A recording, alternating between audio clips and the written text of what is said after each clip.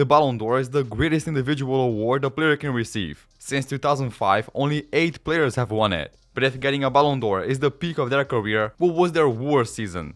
So in this video, we'll see the worst season of each of the last 8 Ballon d'Or winners. Starting with the 2005 Ballon d'Or winner, Ronaldinho, who had his worst season in 2007-2008.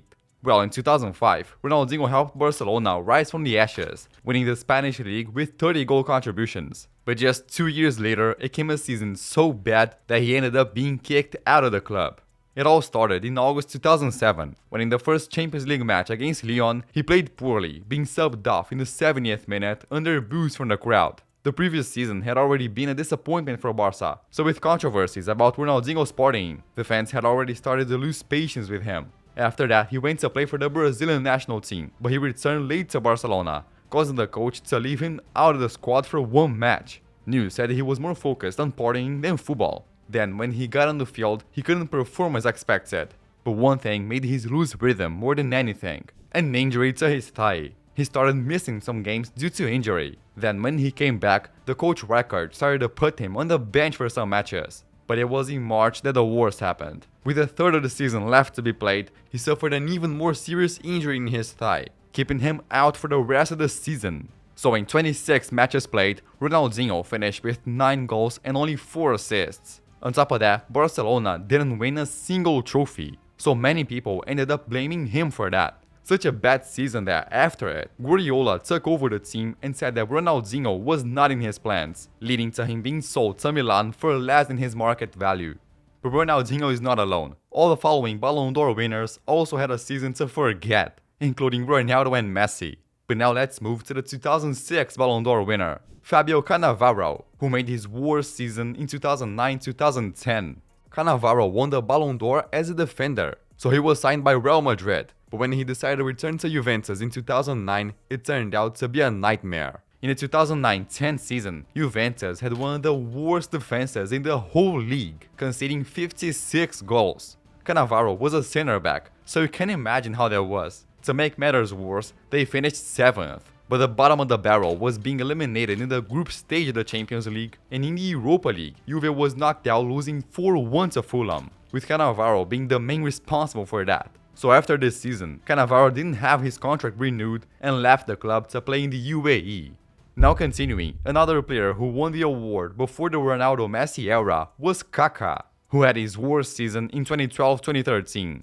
Kaka proved to be the best player in the world in 2007, when he won the Champions League as the top scorer. But exactly 5 years later, it was almost impossible to believe that he had once been the best player on earth. In 2012, he was playing for Real Madrid, who had bought him some seasons earlier, but he had already dealt with knee injuries and was losing confidence. On top of that, Madrid already had other midfielders, like Ozil. So in 38 La Liga games in the 2012-13 season, he began as a substitute in 20 matches, and even missed others because of minor injuries. He also stayed on the bench in the most important Copa del Rey and Champions League matches. To make matters worse, Madrid didn't win a single big trophy. So in total, in the 2012-13 season, Kaka only played 27 games with just 10 goal contributions. His worst goal contribution ratio since winning the Ballon d'Or, just 0.37 per game. After that, he could no longer stay in Madrid, so he went back to Milan. Now after Kaka, the next Ballon d'Or winner was Cristiano Ronaldo. But even winning 5 Ballon d'Ors, he didn't escape having a bad season. And before we see what was the rock bottom of Ronaldo's career, I want to open a pack with you guys in Online Soccer Manager. I want to thank Online Soccer Manager for sponsoring this video. And as the name says, it's a game where you become a manager of your own team. You can pick a team from almost any league, sign players, and compete against other clubs. So I chose to be the manager of Bayern Munich. But you can also face the challenge of picking a team from the 5th division to try to get promoted to the top of the league. So let's check our squad. Here it is, Luis Diaz, Harry Kane. It's already a pretty strong team. We're just missing a winger there, but the player we'll get from the pack can make it even better. So let's see what we can get from the pack. A guy from Argentina, a guy from Angola, and it's a Anelka. That's huge. Now our team looks like this. I've put a 3-2-5 formation to make the most of all players I got, with Anelka as a striker. You can customize everything, attacking style, line tactics, and so on. So our next match is against Stuttgart, but before that, I have 3 challenges I can complete to earn a reward. The first challenge is to buy an attacker. So let's do that. Here we have several options, so I'm gonna pick the right winger Pablo Garcia. With that, we've already completed 2 challenges. Only one left, sell a midfielder, so I decided to sell Paul Warner. Now, challenge is completed, and with that, I earned the position switch card, where I can turn a center back into a right back. But what really matters is how we play the match against Stuttgart. So, our first match ended. There's a pre-match animation with the commentators, and my team started by suffering 2 goals. Then Musiala scored, but we missed too many chances, so we ended up losing 2-1. I'm definitely making changes in my team now. If you wanna find out if you're a good manager, you can download Online Soccer Manager for free by clicking in the first link in the description or scanning this QR code right here. Thank you, Online Soccer Manager, and back to the video. Well, in mid-2021, Ronaldo made a historic transfer to Man United, where in his first year, he was the club's top scorer with 24 goals. But then, for the 2022-23 season, Man United decided to hire Erik ten Hag, marking the beginning of Ronaldo's worst season. Ten Hag had tactical plans that, in his opinion, didn't fit Ronaldo well. So everyone saw something was wrong when in the first round of the 2022-23 Premier League, he started on the bench. Then in the second round, United lost 4-0 to Brentford with Ronaldo as a starter. A huge blow. So in the following match against Liverpool, Ten Hag left him on the bench for 86 minutes. And from there, things only got worse. In the fourth round, he started on the bench against Southampton, then on the bench against Leicester and also against Arsenal. At least he played some minutes, but against Man City, the manager gave him 0 minutes on the field. Even worse was that in the 12th round against Tottenham, when Ten Hag didn't put Ronaldo on the pitch, he refused to come on in the final minutes and as a protest, left the stadium before the game ended. Because of that, he got a 1-match suspension and his relationship with the manager became unsustainable. But the final straw was when, in November 2022, he gave an interview saying that since Ferguson left, it was the club stuck in time and that he didn't respect Ten Hag. So, to the surprise of no one, he and United decided to terminate the contract. In 1,051 minutes played for Man United that season, Ronaldo only had 2 assists and 3 goals. A goal contribution every 210 minutes. It was horrible. The hope for him was to turn things around at the World Cup. But instead, he was benched in the knockout stage. And when he played, he couldn't prevent Portugal's elimination by Morocco. Ronaldo was out of the World Cup and clubless. That's when he moved to Al Nassr, where he managed to start scoring a lot again. But in the end, in the entire 2022-23 season, even counting his goals for Al Nassr, Ronaldo scored 17 club goals and had 4 assists, being the first time since the 2005-06 season that he scored fewer than 20 goals for clubs. But before Messi fans start making fun of Ronaldo, the Argentine also had a bad season. But first, let's talk about the player who broke the Messi-Ronaldo streak, Luka Modric, who had his worst season in 2014-15.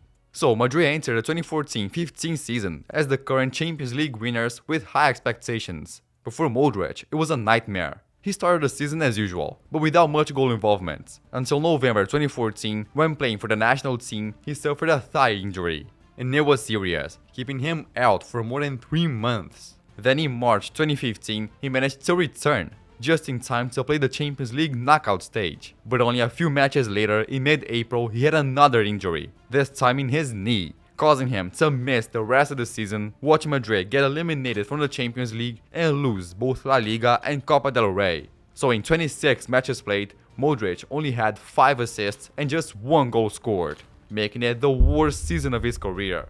Now, another player who had his worst season playing for Real Madrid was Karim Benzema, who had his worst season in 2017-18. Well, Benzema won the award in 2022 after scoring 44 goals in 46 games. But in the 2017-18 season, he only scored 5 goals in La Liga. Yeah, in the 2017-18 La Liga, Benzema only found the net 5 times in the 32 games he played, also having some bizarre open goal misses. But since he played alongside Ronaldo, he managed to provide 10 assists. Even worse is that in the Copa del Rey, Real Madrid was knocked out by Leganes in the quarterfinals, with Benzema scoring just 1 goal in the whole competition. It was turning to a complete disaster. Then in the Champions League, he was also having poor numbers. He only managed to score 2 goals against Apoel in the group stage. He was even left on the bench in one of the quarterfinal matches against Juventus and also started on the bench in the first leg of the semi-final against Bayern, only coming on in the 67th minute. it was a bad season for Benzema, until in the second leg against Bayern, he scored twice and had a lucky goal against Liverpool to finish as Champions League winner. But even with the title, individually his numbers were bad. Just 12 goals in 47 games, 1 goal every 269 minutes. He also gave 10 assists, making it 22 goal contributions, a number that only ended up like that because he managed to assist Ronaldo. As a comparison, the season when Benzema won the Ballon d'Or, he had 59 goal contributions. That's a big difference. Now before we see what was Messi's worst season, let's go to the 2024 Ballon d'Or. Rodri, who had his worst year in the 2019-20 season. Rodri won the Ballon d'Or after helping City win the Premier League and Spain win the Euros. But in the 2019-20 season, he had a year to forget. In 2019, he was bought by Man City for 70 million euros coming from Atletico Madrid, but his adaptation wasn't what he expected. He struggled to fit in, made some mistakes, and was called too slow for English football.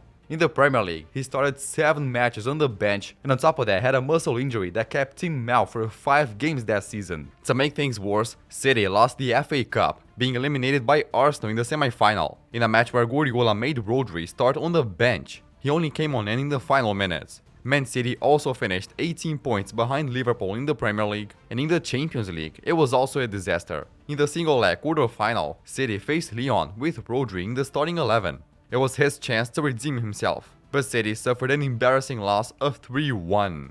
So in total, across 52 matches played, Rodri scored 4 goals and had just 2 assists. 2 assists in an entire season. That's why 2019-20 was the worst season of his career. So now let's go to the player with the most Ballon d'Ors ever, Lionel Messi. If it's possible for Messi to have a bad season, that was the 2021-22. When people think of the worst season of Messi's career, many remember the 2019-20 season, when they ended up suffering that humiliating 8-2 defeat to Bayern and finished without a single trophy. A season so bad that it made Messi want to leave Barcelona. But in that season, he actually had incredible individual numbers, scoring 31 goals and providing 27 assists, 58 goal contributions in 44 matches. However, the 2021-22 season was so poor that for the first time since 2005, he wasn't nominated for the Ballon d'Or.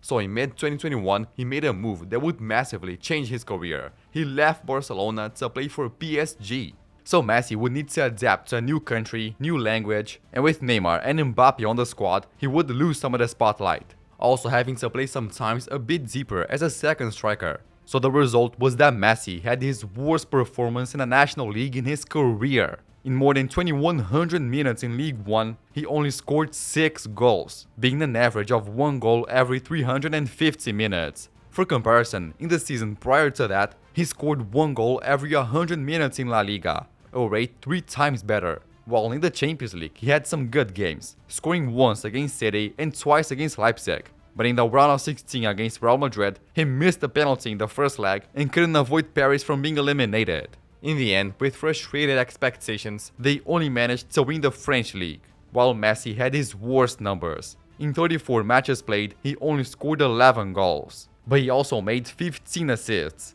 So Messi still reached 26 goal contributions. That's crazy. So what did you think of this video? If you enjoyed it, I think you're gonna like this one too. Thanks for watching and bye!